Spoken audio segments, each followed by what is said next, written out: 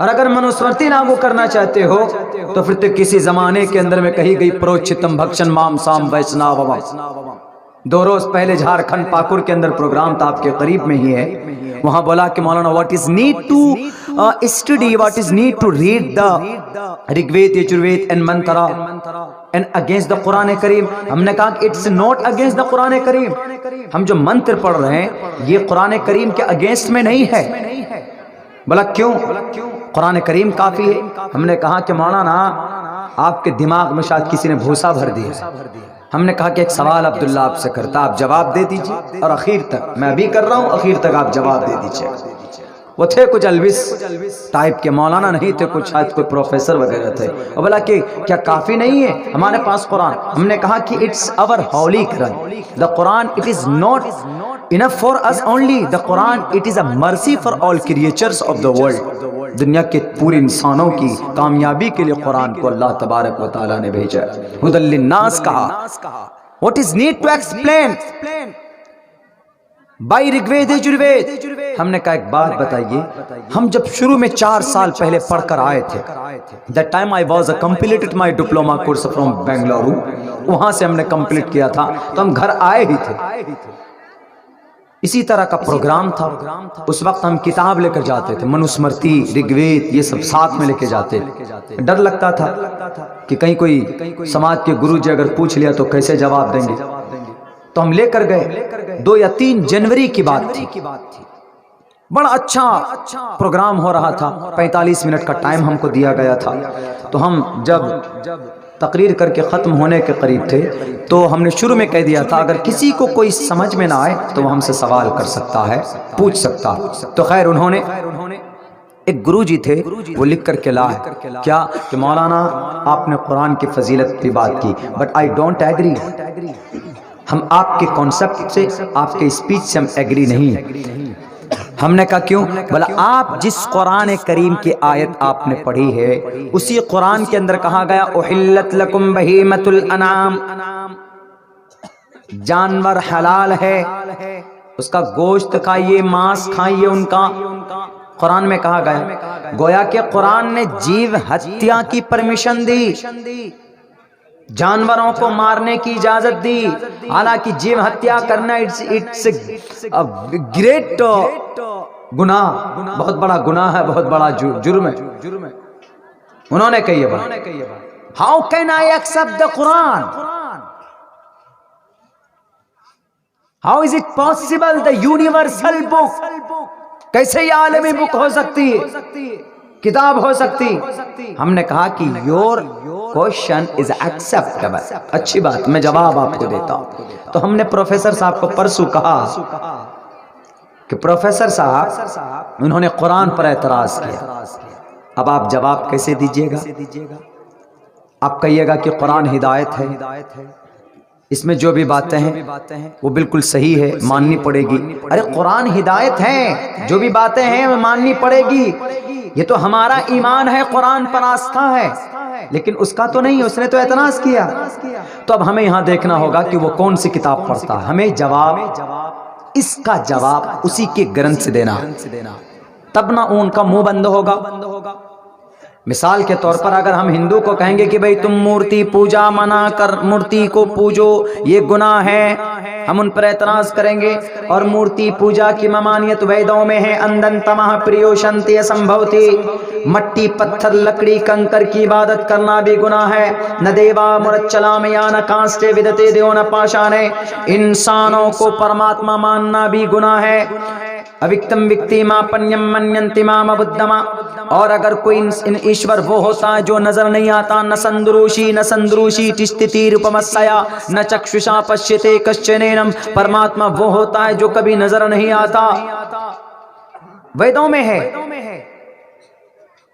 हम कहेंगे कि वेदों में जब मना किया गया तो आप ईश्वर को मट्टी पत्थर लकड़ी कंकड़ में क्यों ढूंढते हैं? तो वो कहेंगे कि अरे अब्दुल्ला का जवाब अब्दुल्ला के कुरान से ही देना चाहिए कि नहीं, ईश्वर हर जगह पर मौजूद है। तो वो हमको मंत्र पढ़कर नहीं समझाएगा, हमको कुरान पढ़कर समझाएगा। वल्लाहु माअकुम, ऐनमा तुवल्लु वुजूहकुम, तब हमको समझ में आ जाएगा अरे हमारे कुरान में भी है कि अल्लाह हर जगह है। सिर्फ लकड़ी पत्थर में नहीं, हमको बहुत जल्दी समझ में आ जाएगी क्योंकि हम कुरान पढ़ते हैं। तो जब हमने देखा, हमने कहा कि अरे ये तो कुरान पर एतराज किया है, और किसके बारे में? जानवरों के बारे में। अब हम कुरान करीम पढ़कर समझाते हैं, and they don't want to and they want interest to understand by the Quran. Quran के जरिए समझना नहीं चाहता क्योंकि कुरान पर तो एतराज किया है, वो कुरान को तो कैंसिल करना चाहता है वो। तो हमने सोचा कि जोन सी किताब उनके बीच में धार्मिक है उसी किताब को पढ़ा जाए। तो हमने मनुस्मृति निकाली। हमने ये नहीं कहा कि भाई हमारे कुरान नहीं, अल्लाह का कुरान, हमने नहीं कहा। हमने कहा कि आपका सवाल जायज़ है। बाकी कुरान में कहा, ये आपके मनुस्मृति सफ़ा नंबर 159 के अंदर लिखा है, प्रोच्चितम भक्षण मांसाम वैष्णवम, के इंसानों ए मनुष्यों, अगर कोई इंसान मांस खाना चाहे तो मंत्रों द्वारा पवित्र करके खाया जा सकता है। मंत्र द्वारा पवित्र करके खाया जा सकता है। इस्लाम के अंदर क्या है? अगर कोई ज़िबा करे हलाल जानवर तो बिस्मिल्लाह पढ़े। यही है, यही कॉन्सेप्ट मनुस्मृति में। अगर कोई मांस खाना चाहे तो मंत्रों द्वारा पवित्र करे, गायत्री मंत्र पढ़े, ब्रह्मा सूत्र पढ़े, हनुमान चालीसा पढ़े, पवित्र कर दे, खा सकता। क्यों? जंगल के पशु पक्षी प्राणी के भोजन है। पशु पक्षी, जानवर आया, पशु पक्षी, पशु जंगल, पक्षी परिंदे, पशु पक्षी प्राणी। हमने कहा प्राणी कौन है? इंसान। भोजन, भोजन मीन्स खाना, फेंकना नहीं, खाना। अब बताइए क्या कहेंगे आप? जो ऑर्डर कुरान में है वही ऑर्डर मनुस्मृति में है। अब आप क्या जवाब दीजिए? तो अब वहां पर वो तो बोल नहीं पाएगा। क्यों?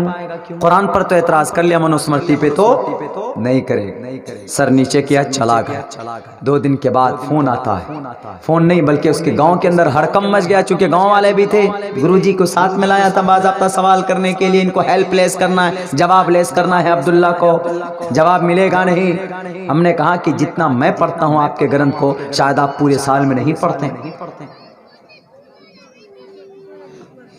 हमने कहा कि जिस कुरान को हम मानते हैं, अल्हम्दुलिल्लाह से लेकर मिनल जिन्नति वन्नास तक जितने भी ऑर्डर हैं आपके ग्रंथों के अंदर भी मौजूद है। आप उस नीयत से, उस दृष्टि से देखने की कोशिश तो करो। वही चीज आपके ग्रंथों में भी।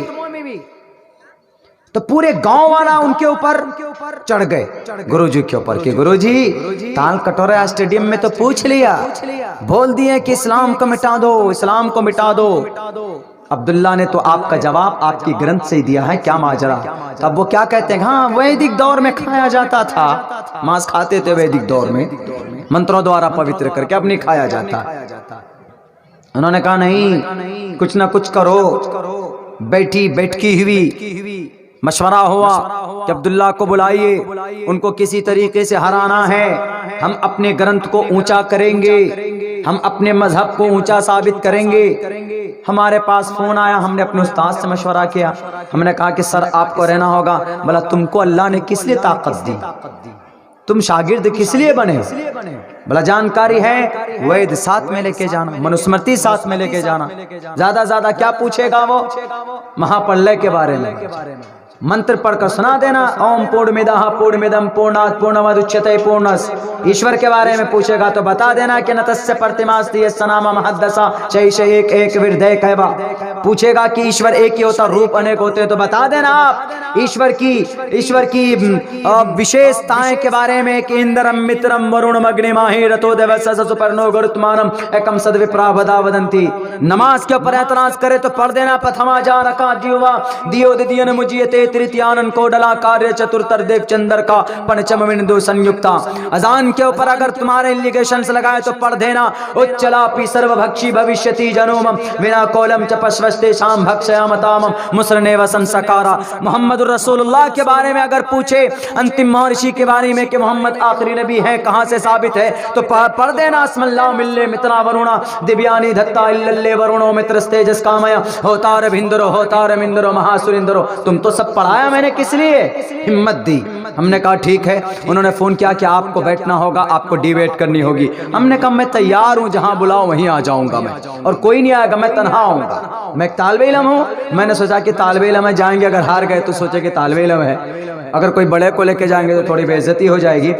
3 रोज के बाद फ़ोन क्या आता है, क्योंकि उनके गुरुओं ने कहा पता है वो टोपी दाढ़ी वाला जरूर है, बच्चा जरूर लगता है, और एक एक चीज को पढ़कर उसने तुमको समझाया अपने ग्रंथों से, इसका पता, इससे ये पता चलता है कि उनको अपनी ग्रंथों के बारे में ज्ञान है, और हम जवाब नहीं दे पाएंगे। अगर बड़े मजमे के अंदर जब तुमको हम जवाब लेस कर सकता है वो, तो जिस दिन डिबेट होगी पूरी बस्ती वाले के सामने, उस दिन वो कलिमे ला इलाहा इल्लल्लाह की फजीलत को साबित करके जाएगा, तो पूरे गांव को तुम मोमिन बनने से, ईमान लाने से नहीं रोक सकते।